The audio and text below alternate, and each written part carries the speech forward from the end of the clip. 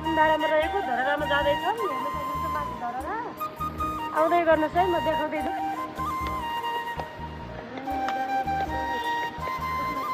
हामी चाहिँ एक यात्रा सुरु गरेको छौँ भर्खरै। हेरौँ कतिसम्म माथि है सबै देखाउने कोसिस गरेको छु। रोक्यो कि नै हामी चाहिँ 5 फ्लोरमा आइसकेका छौँ है।